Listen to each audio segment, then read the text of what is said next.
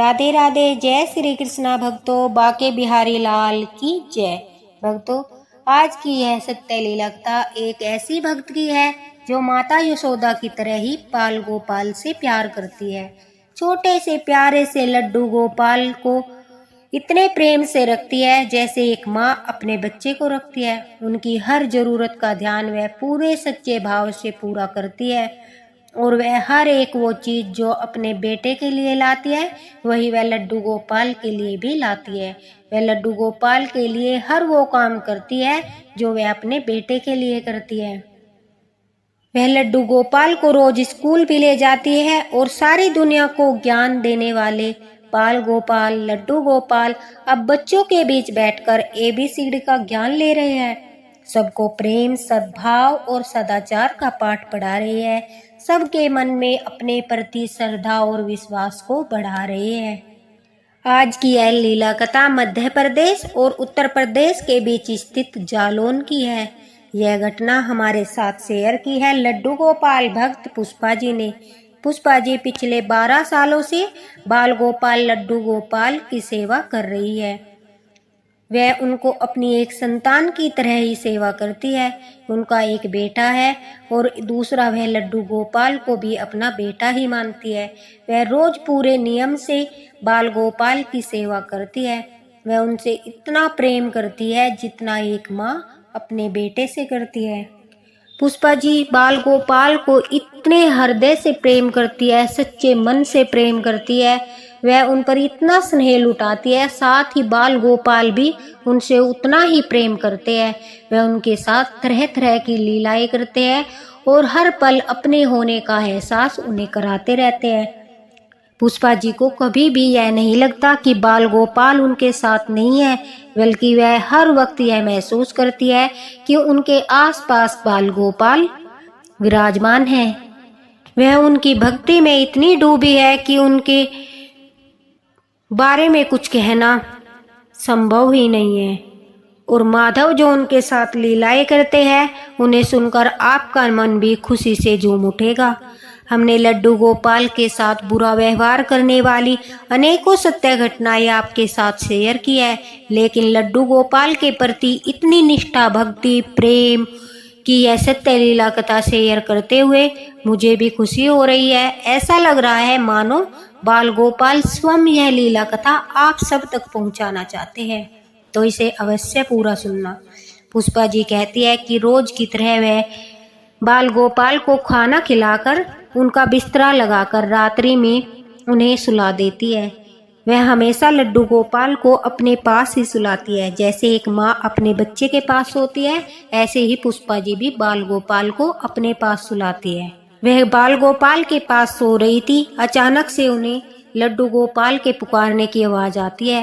वह कहती है कि मुझे ऐसा लगता है जैसे कि बाल गोपाल मुझे पुकार रहे हो और कह रहे हो, मैया ओ मैया, आज इतना जल्दी कैसे सो गई? मुझे तो आपसे बातें करनी थी।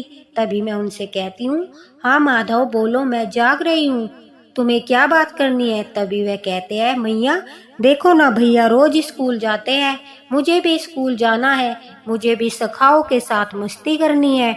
यह कहकर वह रोने लगते हैं।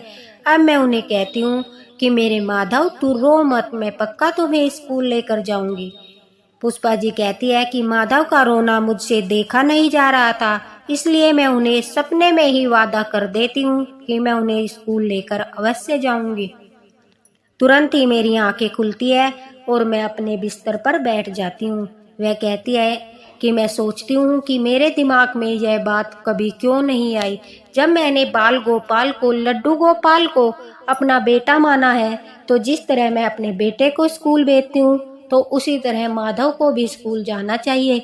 जैसे मेरा बेटा अपने सखाओं के साथ मौज मस्ती करता है, ऐसे ही माधव को भी करनी चाहिए, क्योंकि जब हम बाल गोपाल से कोई रिश्ता बनाते हैं तो उसे पूरी ईमानदारी से निभाना चाहिए। तभी वह कहती है कि मैंने अब माधव से वादा कर दिया है, अब यह वादा तो मुझे निभाना ही पड़ेगा। वह कहती है कि सुबह होते ही सबसे पहले मैं माधव को लेकर अपने बेटे के स्कूल पहुंच जाती हूँ। वहां जाकर मैं प्रधानाचार्य से रिक्वेस्ट करती हूँ कि वह माधव को भी स्कूल में पढ़ने की अनुमति दे दे। पहले तो प्रधानाचार्य जी कहते हैं, देखो जी, हम ऐसी अनुमति नहीं दे सकते, हम माधव को स्कूल में एडमिशन नहीं देंगे। अगर फिर भी आप इनका एडमिशन कराना चाहती है तो हमें इनका आधार कार्ड चाहिए और जन्म प्रमाण पत्र भी चाहिए। लेकिन मेरे पास माधव का न तो जन्म प्रमाण पत्र था और न ही आधार कार्ड था। तभी प्रधानाचार्य कहते हैं कि स्कूल की कोई फॉर्मेलिटीज होती है और वह हमें पूरी करनी ही पड़ेगी। वह बिल्कुल साफ मना कर देते हैं। मैं अपनी जिद पर अड़ी रहती हूँ और काफ़ी देर वहीं बैठी रहती हूँ, बार बार उनसे रिक्वेस्ट करती रहती हूँ। थक हार कर स्कूल के प्रधानाचार्य बिना एडमिशन के ही माधव को शिक्षा देने की अनुमति दे देते हैं। अब मैं बड़ा ही प्रसन्न थी कि मेरे माधव को एडमिशन मिल गया।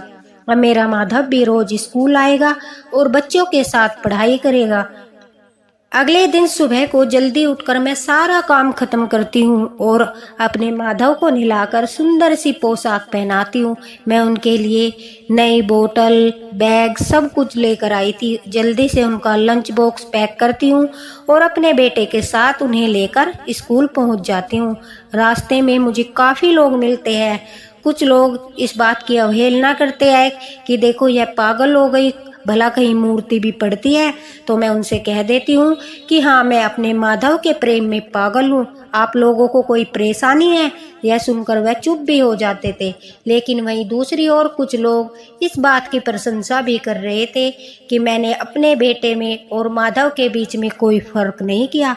जो सुविधाएं मैं अपने बेटे को देती हूँ वही सब मैं माधव के लिए कर रही थी। भक्तों, भले ही आप भगवान में श्रद्धा नहीं रखते, विश्वास नहीं रखते, लेकिन कभी भी किसी की भक्ति का उपहास नहीं करना चाहिए। वह तो सच्चे मन से अपने बाल गोपाल के लिए प्रेम से सब कुछ कर रही थी, जो एक माँ अपने बेटे के लिए करती है। अब पुष्पा जी स्कूल पहुंचती है और वह कहती है कि स्कूल में क्लास में टीचर ने बड़े जोरों शोरों से माधव का स्वागत किया। सभी बच्चे माधव को देखकर बड़े खुश थे। बड़े ही अच्छे तरीके से वह माधव के पास आए और बड़े ही प्यार से माधव से बातें करने लगे। सभी माधव को देखकर बड़े खुश हो रहे थे। कोई माधव का हाथ पकड़ रहा था तो कोई माधव का बैग पकड़ रहा था। सभी बच्चे बड़े खुश थे कि अब माधव भी उनके साथ पढ़ेगा। वहीं मुझे भी माधव के चेहरे पर खुशी झलक रही थी। छुट्टी होने के बाद मैं माधव को और अपने बेटे को लेकर घर आती हूँ। अब रोज की दिनचर्या में माधव का स्कूल जाना, उसे स्कूल से लाना भी शामिल हो गया था। साथ ही वे अपना होमवर्क भी करते थे और मुझे यह अनुभव भी कराते थे कि अब वह बहुत खुश है। पुष्पा जी कहती है, उसी दिन रात को मुझे फिर से सपना आता है। उस दिन रात को माधव पैरों में पायल पहनकर पूरे आंगन में खुशी खुशी झूमते खेलते नजर आते हैं। उस रात वह मुझे रोते हुए दिखाई बिल्कुल भी नहीं देते, तो मैं जान जाती हूँ कि मेरा माधव बड़ा ही खुश है। ऐसे ही समय बीतता गया। अब माधव को 1 साल हो चुका था। माधव का जन्मदिन भी स्कूल में बड़ी धूमधाम से मनाया गया। माधव केजी की क्लास में बच्चों के साथ बैठकर रोज क्लास लेता था। वह कभी भी छुट्टी नहीं करता था। एक दिन माधव ने स्कूल में भी अपनी लीला दिखाई। उसे देखकर सब दंग रह गए। पुष्पा जी कहती है, मेरा बेटा भी केजी की क्लास में ही पढ़ता था। वह माधव के साथ ही क्लासरूम में था। जब लंच का समय हुआ तो क्लास का एक बच्चा रोने लगता है। उसका लंच बॉक्स नहीं मिल रहा था और वह रोए जा रहा था। सभी बच्चों के पास टीचर ने चेक किया, लेकिन लंच बॉक्स कहीं नहीं मिला। तभी उस बच्चे ने टीचर की ओर इशारा करते हुए कहा कि मेरा लंच बॉक्स तो माधव ने छीन लिया है। अब टीचर यह सुनकर हैरान थी कि ऐसा कैसे हो सकता है, भला माधव कैसे किसी का लंच छीन सकता है। फिर भी उस बच्चे की तसल्ली के लिए टीचर जो है वो माधव के बैग में लंच बॉक्स चेक करती है। हैरान करने वाली बात यह थी कि सचमुच उस बच्चे का लंच बॉक्स माधव के बैग से निकलता है। अब टीचर भी हैरान थी कि लंच बॉक्स आखिर माधव के बैग में कैसे गया। जब टीचर ने लंच बॉक्स खोला तो उसमें बेसन के लड्डू थे। तभी टीचर माधव को कहती है, क्यों रे माखन चोर कन्हैया, तुमने लड्डू चुराए। क्लास के सभी बच्चे हंसने लगते हैं और मेरा बेटा कहता है, कल से मम्मी लंच बॉक्स में माधव को लड्डू देना। फिर से कहीं वह किसी बच्चे के लड्डू न चुरा ले। मुझे बड़ी हैरानी होती है कि ऐसा कैसे हुआ। मैंने टीचर को कॉल लगाया और पूछा। उन्होंने कहा, अरे यह तो लीलाधर है और उनकी शैतानियाँ कम नहीं है। कभी वह बच्चों की पेंसिल उठा लेते हैं तो कभी उनका लंच बॉक्स गायब कर देते हैं। मैम कहती है कि माधव के बारे में बच्चे काफी बार शिकायत लगाते हैं, वह उनके साथ लीलाएं करते रहते हैं। कभी कोई बच्चा कहता है कि माधव हमें आंखें दिखा रहा है, तो कभी कोई बच्चा कहता है माधव मेरी तरफ मुस्कुरा रहा है। इनकी लीला यही जाने और बच्चे जाने। अब माधव अपने सखाओं के साथ कौन कौन सी लीलाएं करता है यह तो माधव ही जानता है, लेकिन क्लास के सभी बच्चे माधव के साथ पढ़ते हुए बड़े खुश हैं। मैडम ये सारी बातें मुझे बताती है। अब तो वह क्लास में रोज नई नई लीलाएं करते थे और बच्चे भी उनके प्रति जो अनुभव होता था वह सब बताते थे।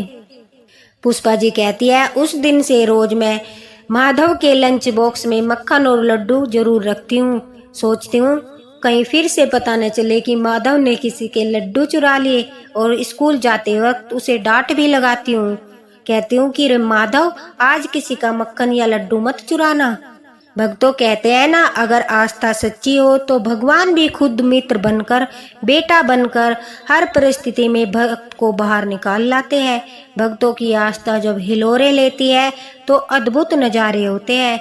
भगवान की भक्ति में डूबे साधक पूरे भाव से अपने आराध्य की सेवा करते हैं। 3 साल से स्कूल जाने वाले लड्डू गोपाल अब फर्स्ट क्लास में है। वह हर रोज स्कूल जाते हैं और सभी सखाओं के साथ पढ़ते हैं और अपना होमवर्क भी पूरा करते हैं। सारी सृष्टि को गीता का ज्ञान देने वाले भगवान श्री कृष्ण अपने भक्तों के साथ बनाया माँ बेटे का रिश्ता पूरी ईमानदारी से निभा रहे हैं। अपने सखाओं के साथ बनाया रिश्ता पूरी ईमानदारी से निभा रहे हैं। पुष्पा जी माता यशोदा की तरह ही लल्ला का ध्यान रखती है, बाल गोपाल का ध्यान रखती है। उनकी भक्ति को मैं नमन करती हूँ और साथ ही उनका धन्यवाद करती हूँ कि इतनी सुंदर मनमोहक सत्य लीला कथा उन्होंने हमारे साथ शेयर की। इसी के साथ भक्तों बोलो राधे राधे। और जैसा रिश्ता पुष्पा जी ने अपने बाल गोपाल के साथ बनाया है, हर एक भक्त बाल गोपाल के साथ ऐसे ही अपना रिश्ता बनाए, क्योंकि बाल गोपाल भी अपने रिश्ते को बड़ी ईमानदारी से निभाते हैं और बड़ी ही श्रद्धा से हम अगर उनकी सेवा करेंगे, उन्हें प्यार करेंगे, दुलार करेंगे, तो बदले में वह भी हमें यही सब देंगे और पूरे प्यार से हमेशा हमारे साथ रहेंगे। इसी के साथ बोलो लड्डू गोपाल की जय। भक्तों आपको अगर मेरी यह लीला कथा पसंद आई हो तो इसी तरह साथ बनाए रखना और मेरी लीला कथाएं सुनते रहना। बोलो श्री राधे राधे।